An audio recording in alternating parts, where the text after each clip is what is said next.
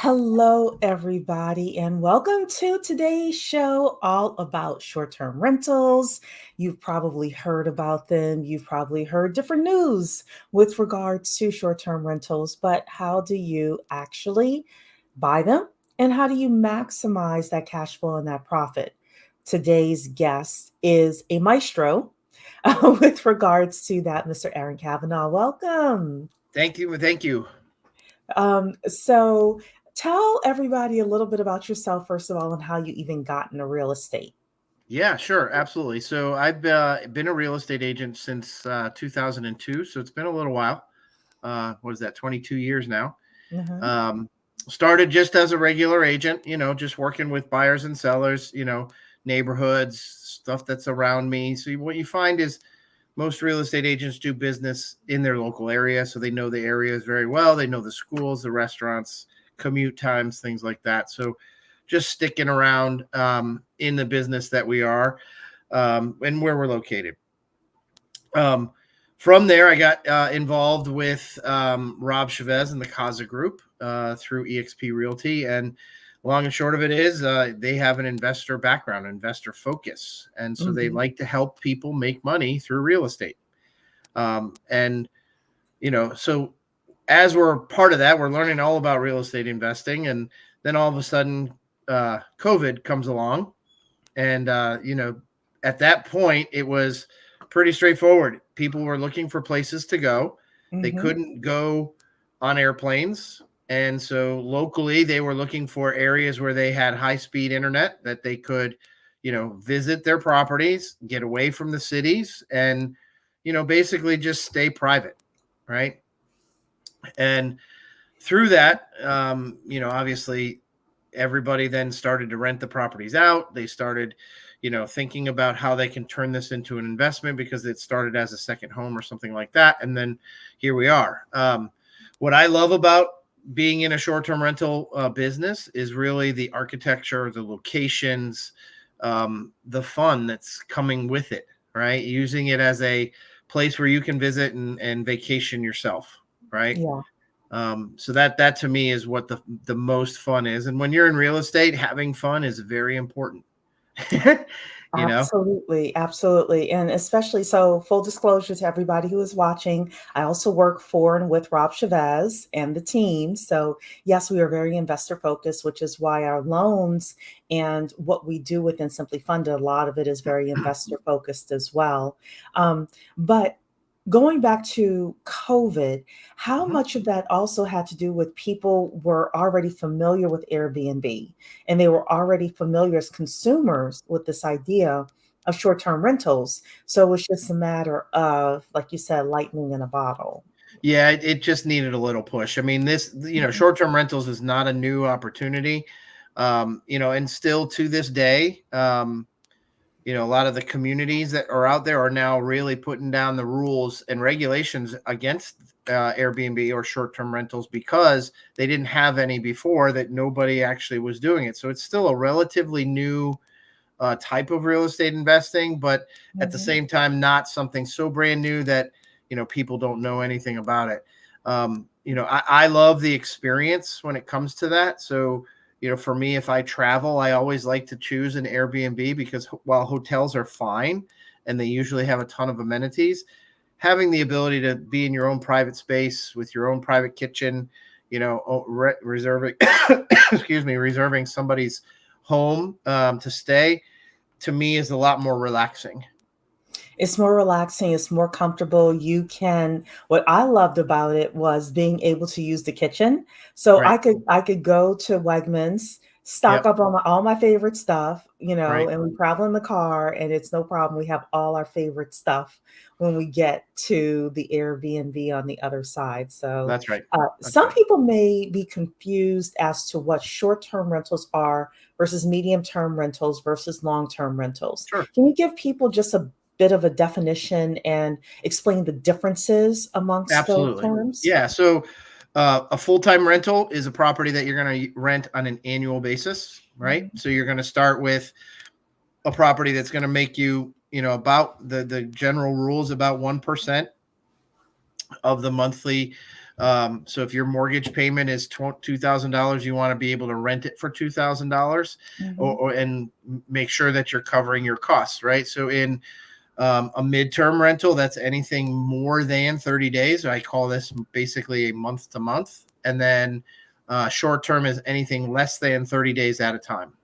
Absolutely. So, um, families, of course, like short-term rentals. Are there other groups of people that really gravitate towards short-term rentals? What does the market really look like for the consumers and maybe even the business people that are using this as a product? Yeah. So if you've got a lot of people that travel for work, right? Having a short-term rental to drop in on is a benefit that the company could help with. Um, I talk about this mostly with midterm rentals because you have traveling nurses and doctors. You have insurance claims that people have to be in a property for multiple months at a time. So there's different types of in short-term, midterm type situations, but it truly covers a big gamut of where you are, as far as a business, as far as an investor, as well as as a traveler yourself. Yeah. So, um, what areas of the country do you actually serve with short-term rentals? And when you are working with a client and then with the property, walk us through a bit of your process with regards to how you make all of that come together for people. Yeah, sure, absolutely. So I live in Clark County, Berryville, Virginia, but I cover the Shenandoah Valley pretty well. So that is Clark County, Frederick County, Virginia, Warren County, Shenandoah, and Page counties. So there's Mhm. pretty large territory in there. Now I've also gone a little further than that into Rockingham, onesie twosies there, county, as well as some others like Loudon and Fairfax and things like that. But a lot of times the properties that I really work on have been um, in the western area here, Route 81 corridor, Shenandoah Valley. That's a very popular area in the United States because of what there is to do. So we get a lot of opportunity just for that, and the price of real estate is a lot more attractive for what you can Yeah. get. So, what is there to do in that area? I know that there are Yeah, some great vacation spots there. yeah, great question. So it's a mountain range, right? So it's hiking, it's Mhm. camping, it's there's the Shenandoah River. So you've got a lot of activities like kayaking and canoeing. It's not necessarily deep enough for boating, but there are some areas of the river that are capable of that. There's also like caverns, wineries, breweries, just different areas that people like to visit, and it's a 3 season situation. Springtime is beautiful. Summertime is where you get the most traffic, and then the fall you get all the leaf foliage and the colors changing and all of that. Now, that's what I see. There's a couple of communities that are full time and they're more resort based, but that is a little bit different marketplace than what we are. The other thing is, for where we are, we're about 2 hours from DC, Washington, DC. And so it's a very big, attractive location for people wanting to get out of the city and spend some time in the country. Right, right, Not too absolutely. far. I mean, we used to do that all the time when we were in Fairfax. We would go to the Shenandoah Valley all the time. So, but it's enough of a trip where you do want to stay overnight if you can. Absolutely. Yeah, so that's I think Absolutely. where a lot of the short-term rental attractiveness comes in. And then I know there's Massanutten and places like that as well. So, Yeah, so you got Bryce Mountain, you got Massanutten, and then mhm, you've got other places that are further west into West Virginia. You've got Deep Creek Lake area, Wisp, and those different ski resorts, right? Um, but what I found in how I really look at a property for someone is mhm, to really narrow down what their goals are, right? mhm. So I mentioned earlier the 1% rule. So the first and most important thing is to make sure that the investment is going to be solid, right? So I know based on my history, how many properties I've sold, how many, areas that I've sold in, what the actual, average occupancy rates are, right? Mhm. So I know that in Warren County, Front Royal, you're going to see a 50 to 75% occupancy rate. For And your then we have short-term to rental. match for a short-term rental, right? Okay, So when I say 50%, that means 15 days out of the month. Basically, you're going to cover your weekends, okay? great. And so if you can get more than that in there, then you're starting to make some money, right? And so we analyze each property with different tools like AirDNA. We use other tools like Mash Visor or Rabu. And we combine all the projection tools that we have. I've got a spreadsheet or two that can actually analyze a deal if you want to put it into that, and what renovations it might need and things like that. What other cap costs you might have, like furniture and hot tubs and things to really bring in people and get them to stay at your place. Right. So we do all of that work up front. We really get into not sending them every single listing that's out in that way, but we send them the special ones. um, Log cabins, A-frames, something that's got a view, something that's along the river. We analyze all the different parts of it, and really what we're seeing is a lot of people that have done it before Mhm. and really weren't professional at it, right? It's getting too hard because there is a lot of competition. And so we see a lot of people that are selling these properties off to 1031 into different opportunities or different areas. That's great. So then talk to us about the type of person that would do well with a short-term rental. What Yeah, kind of investor does well with that? great. So I'm going to start with a very basic. So if you have a ton of equity in your own home, your personal residence, right? Mhm. You can take some of that money, pull an equity line or something like that, and use what we call a second home loan. Okay, Mhm. so the first situation would be just as a property that I'm going to go and visit. you know Now with a second home loan, they have certain requirements. You have Yeah, to it live has in to the be at property least 50 miles 50% of the away. time. It Mhm. has to be a certain number of miles away from your home, things like that. Mhm. So that is an avenue for an investor, right? Start off with it as a second home loan. um, get it to a certain point where you've finished the requirements of the loan, and then offer it as a short-term or mid-term rental down the line. Okay, Yeah. so that's the first way. Second way is a standard conventional investor loan. You're putting 20-25% down payment. You're going to use this as an investment property. It's claimed that on the contract through the mortgage. So we're not doing anything that's nefarious or causing any legal issues with anyone. And then the third option, and I see a lot of the time, well, there's a few others. Obviously cash, you can do cash if you wanted to, or what we call a DSCR.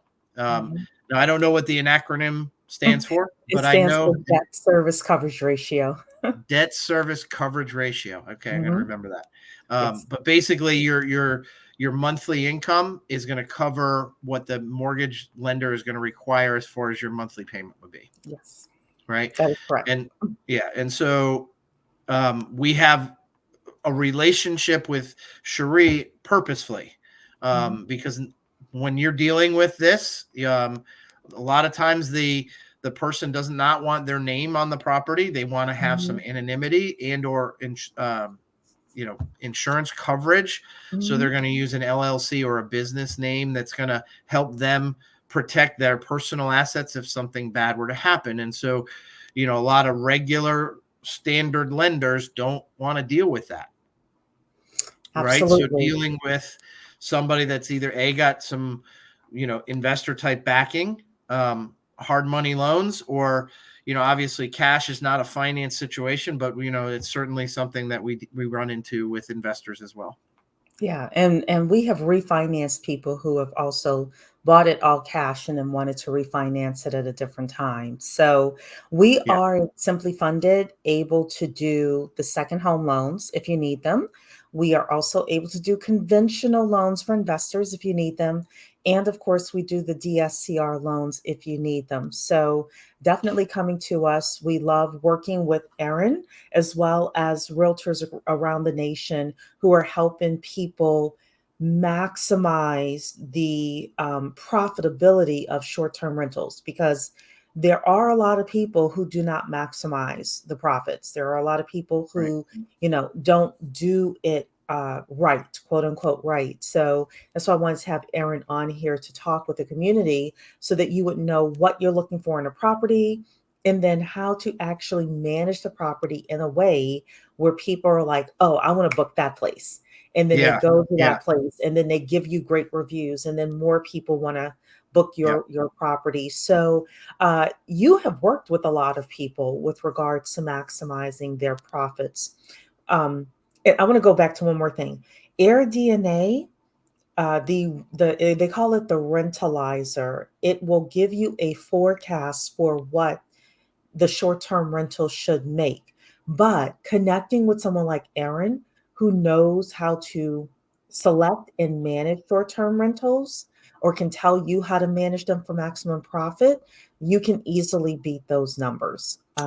Yeah, and I will tell you, so a lot of this is just something to get started, okay? Mhm, So having the actual experience of other investors, I'm talking to my past clients about how their year went, how their months went, what mhm, types of reviews are they getting, because I've seen their homes, right? I've seen what things they have in their properties, and I see, through different angles, right?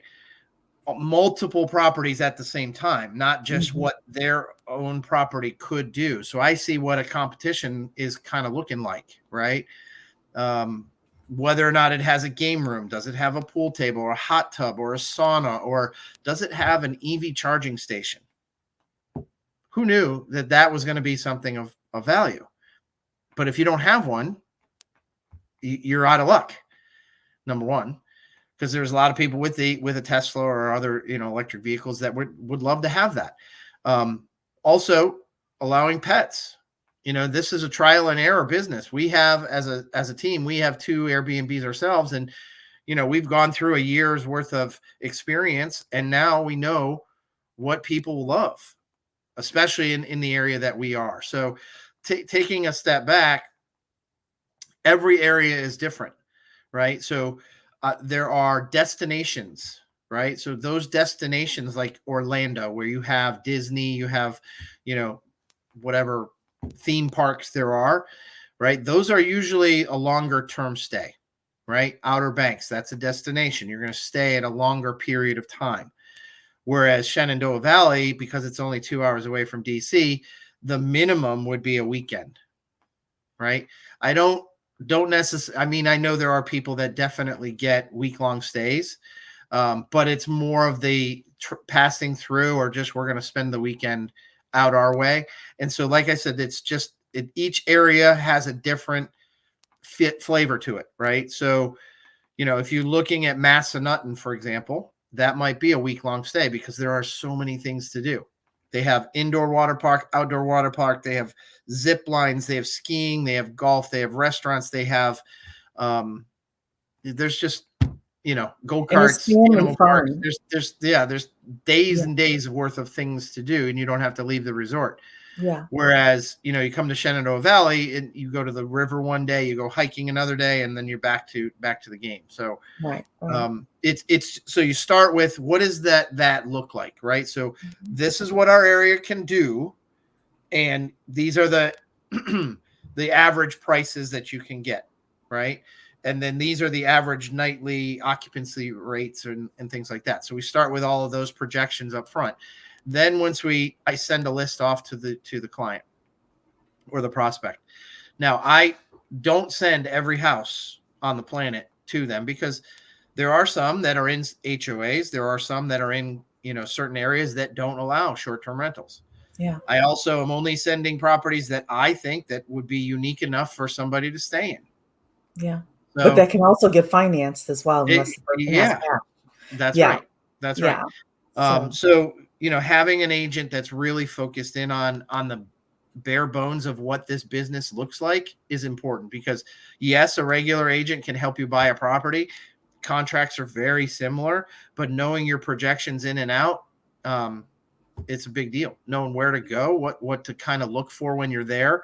Um, you know, who knew that you needed to have 100 foot of separation between your property if you get one in Warren County between the next door neighbor from side to side. So if your house is 48 feet from the next door neighbor, you may not get the permit, and then your business is in trouble. Yeah. So there are certain things that you have to know up front, and we try to have the cutting edge of all that information up front. Yes. So ultimately, you want to be honest with your realtor. You want to be honest with your lender with regards to what your plans are what you're trying to do, and do that before you put offers in as well. I have some very ambitious clients, and they'll contact me and say, "Hey, Cheree, I got an offer," and then we put the numbers in, and it's like, you're not going to cash flow with this house. Right. So just being aware of that as well. And I say leverage your realtor. Find a realtor, number one, who has experience. So if you're not in the Northern Virginia area, then finding a realtor who has experience. You can come to Erin and say, "Hey, Erin, who do you know in wherever it is Right. around the nation? And if Right. we know somebody, we will connect you to the right people." And then, of course, connecting with the right lender who, I will tell you, sometimes you'll get hard money because you decide you want to purchase a property and rehab it.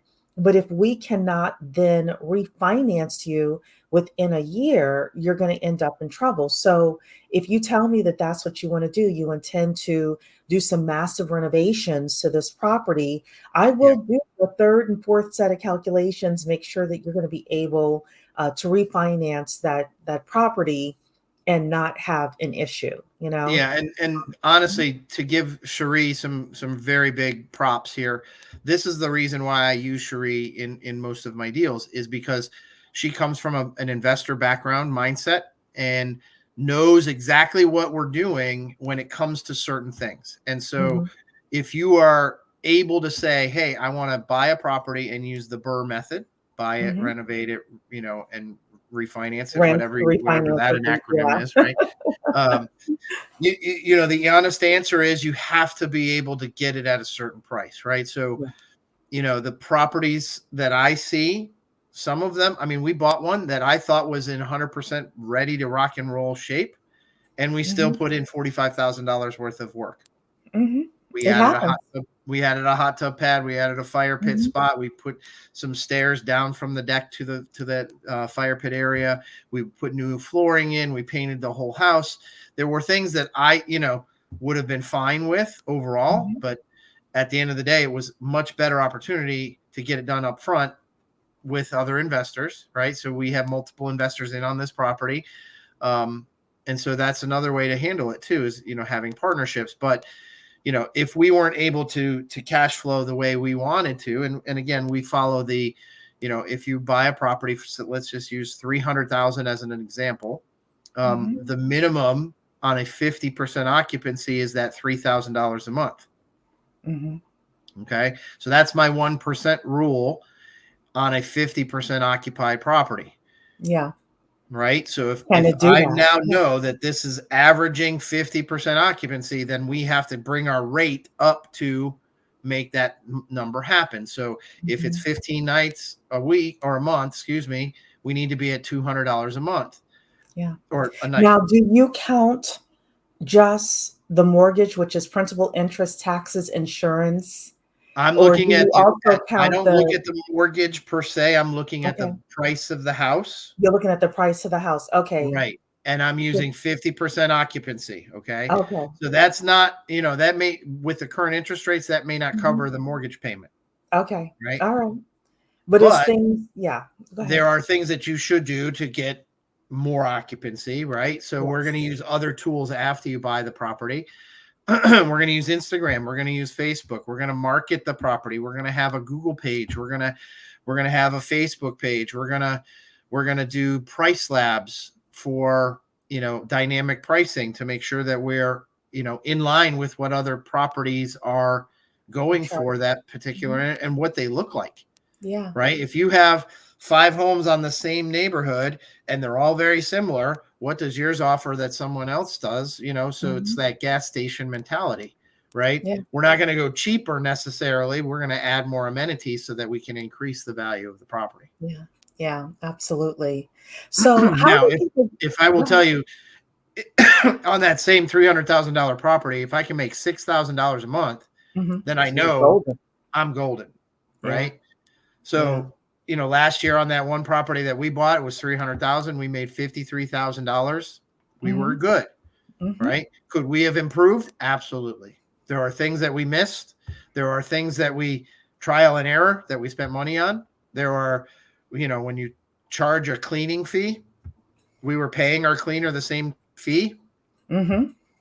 We can adjust certain things that you can use as cash sources. Yeah. There's the other way to do things too. And this is a great one. You can have another vendor, an artist, or a staging company with furniture, put it in the property, put a sign for sale. And if somebody wants to buy that, then they could pay you a fee to have their stuff in your property. Interesting.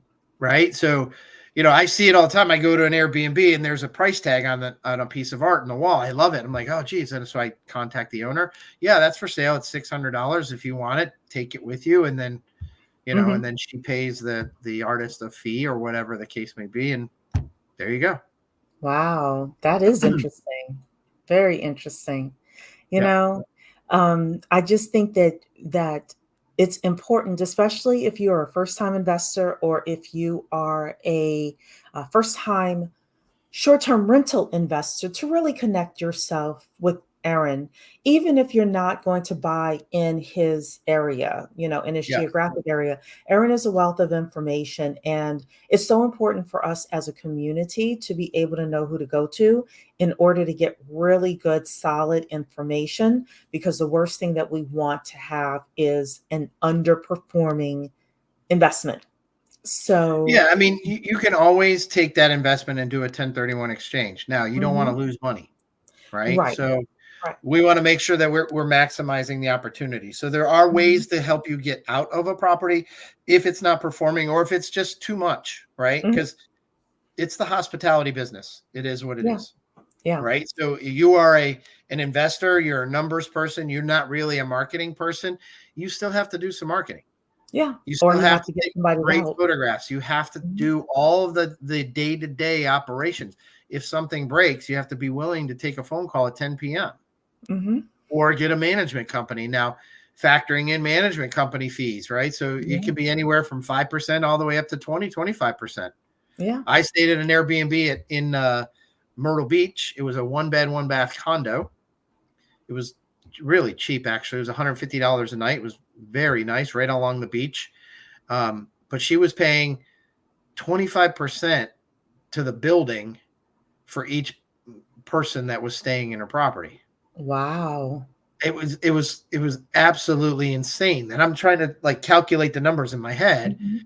And she was like, well, we are covering our costs. We're not making money, but now I own an asset that is something that down the line will have equity built.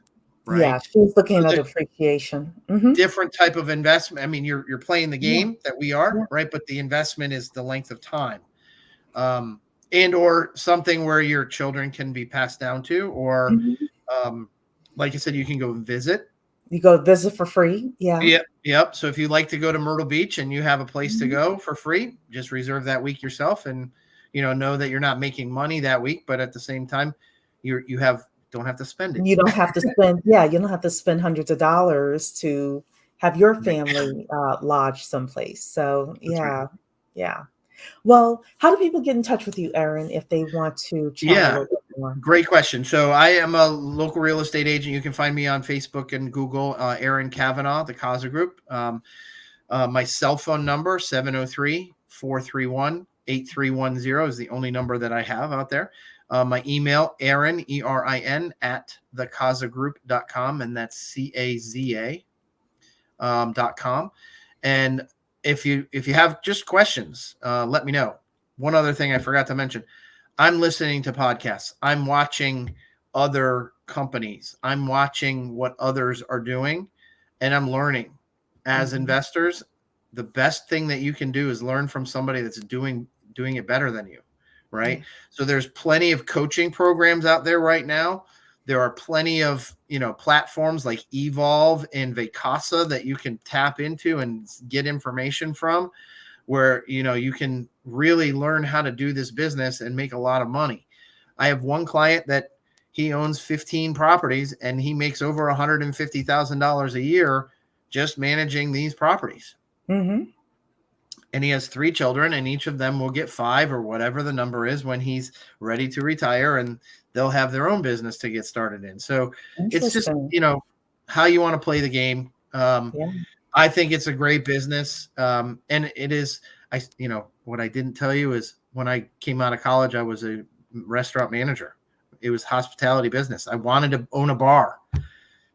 Never got to that point because the liabilities with everything were too much. But now into this real estate thing, man, it's a lot of fun. It's a vacation every day. You get to see people that are happy making money, and they contact me and say, "Hey, how can I improve this? What can I do?" And then I would go out to the property, talk to them a little bit, and then we would add a pool table or, maybe add a hot tub, even though it's, sometimes harder to manage because you have to clean the hot tub. Right. But I do know that you're going to get 20% more bookings if you have one versus not. Right. Right. So it's just doing the numbers. Yeah. It's Doing the the little numbers. things. Having Yeah. pets be able to stay in the property. Oh my goodness. Mhm. You never know. I was fully against it. Although I love my dog, I wouldn't bring him on vacation with me. But now I know there are people that go away for the weekend, that go hiking. They want to They bring their will dog. not And leave the we were pets. being Yeah. bypassed by a ton of Mhm. people because we didn't have dogs availability. Yeah. Yeah. So, and I was always nervous about that, but I heard from various short-term rental people that most of the pets are house trained and they don't destroy anything. I mean, you have a pet deposit, is my understanding, You but can have a pet I've heard, deposit. Sure. yeah, I've heard good things about pets going to other people's houses that they're fine. So, Yeah, what's the most important? I mean, what's the thing that could happen the worst, right? If they have an accident on the floor, yeah. most of the properties that I know or own have LVP flooring. Hmm. Not going to have a problem with that, right? Yeah. So if you have carpet, that's one thing, but if you have, LVP flooring or hardwood floors, you're not going to have as many issues. The biggest thing that I see is hair on the furniture, but we in our owner's closet have a special brush that can Hmm. brush down The pet the hair. furniture Hmm. and vacuum it up and it's gone. So Yeah. there's not, it's just dependent on where it is and what's, I would not want to go away for a week to Hawaii and bring my dog. I'm sorry. I'm just not going to do that. Right. So that's a different story, but you know what I mean by that. Yeah, yeah, but going up the street, going 100 miles away for the weekend, yeah, bring your Yep. pet. That's right. So, well, That's right. thank you, Erin. Thank you to everybody who is here today. Malika did put something in the chat. So hello to Malika if you're still here. And yes, let's make some money with real estate. Let's get these short-term rentals. Thanks, everybody. Have a great day. Thanks, Cheree. I appreciate you. Thank you. Bye-bye. Bye.